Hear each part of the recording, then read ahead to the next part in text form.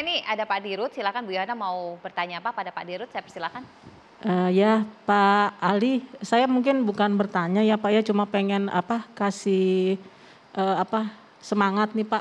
Kalau melihat kepesertaan BPJS di Indonesia kan udah cukup tinggi ya Pak ya, apalagi nanti kalau saya masuk. Cuma pengennya gini Pak, kalau melihat kepesertaannya di Indonesia cukup tinggi, harusnya BPJS ini jadi asuransi nomor 1 ya Pak ya, di rumah sakit ataupun klinik itu. Tapi kenyataannya maaf kalau saya bilang saat ini BPJS justru jadi peringkat ketiga. Karena yang pertama di rumah sakit tetap orang yang bayar pribadi, yang kedua adalah asuransi swasta, baru BPJS. Jadi mungkin ada nanti yang perlu disosialisasikan dan perlu diterangkan lagi bagaimana caranya supaya memang asuransi BPJS ini jadi asuransi nomor 1 di Indonesia untuk masyarakat Indonesia sendiri gitu Pak, melalui pelayanannya. Jangan sampai memang kalau saya dibilang ini memang tetap ada pembedaan kok Pak, di rumah sakit dekat rumah saya sendiri saya merasa bahwa yang bayar pribadi sama bayar asuransi swasta itu maaf ya Pak ber-AC. Kalau yang BPJS itu bekas parkiran mobil yang dipakai jadi ruang tunggu dengan jumlah orang yang antri itu luar biasa Pak. Oke. Iya. Pak Dirut silakan direspon Pak Dirut. Iya, saya kira sekarang ini sudah mulai sedikit demi sedikit berubah. Jadi mohon diinfokan. Jadi tadi di dekatnya Bu Yohana itu di mana rumah sakit apa. Kami akan evaluasi. Karena sekarang, sekali lagi tadi sudah kami sampaikan, jarang yang 50%, umumnya lebih ya.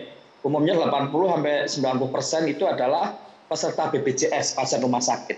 Sehingga ini sangat diharapkan oleh rumah sakit.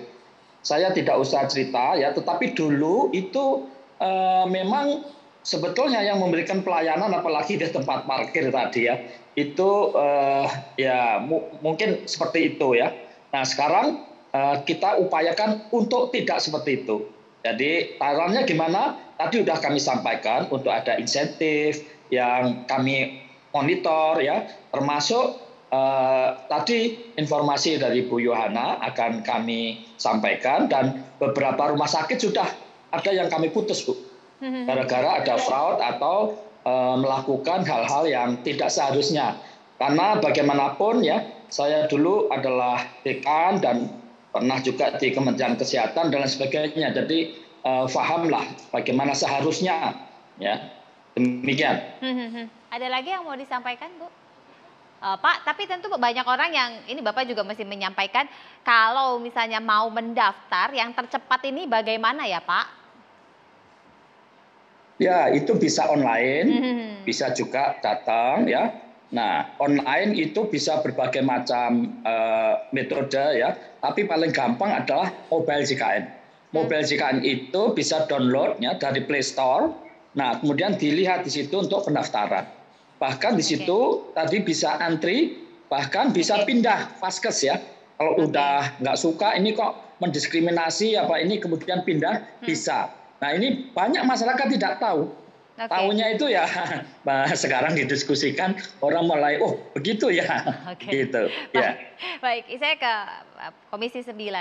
Tapi memang sudah ada progres ya, perbaikan dan lain-lain untuk pelayanan, termasuk juga berkaitan mengenai pemanfaatan data ini tadi. Ya, bismillahirrahmanirrahim.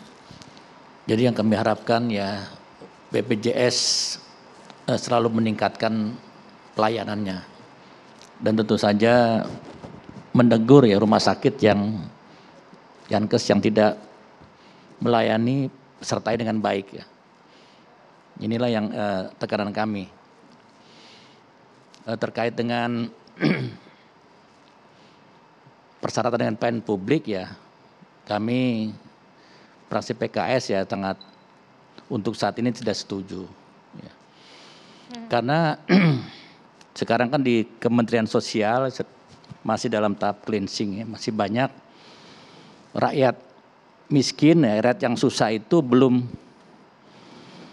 mendapat PBI ya, baik PBI pusat, provinsi, kota dan kabupaten. Inilah yang perlu kita benahi bersama ya.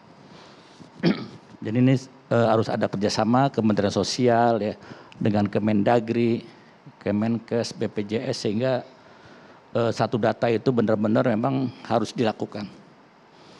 Jadi kalau misalnya ya keluhan-keluhan yang ada di teman-teman kami di fraksi PKS yang 50-an itu, kalau yang transaksi jual beli itu adalah orang miskin dan seharusnya dia mendapat PBI, tetapi dia kan memang tidak mampu, lalu dipersyaratkan kan dan harus mendaftar hari itu juga, menyusahkan gitulah proses jual belinya, ya buat SIM dan seterusnya ya. Inilah yang di tengah pandemi yang banyak saudara kita yang kena PHK. Itu pun yang pada saat kena PHK itu harus segera beralih sebenarnya. Jadi pada saat dia menjadi pegawai, karyawan adalah yang membayar itu adalah perusahaan. Tapi begitu di PHK, seyogianya pemerintah lah yang berubah menjadi tadinya mandiri menjadi dibayar oleh pemerintah.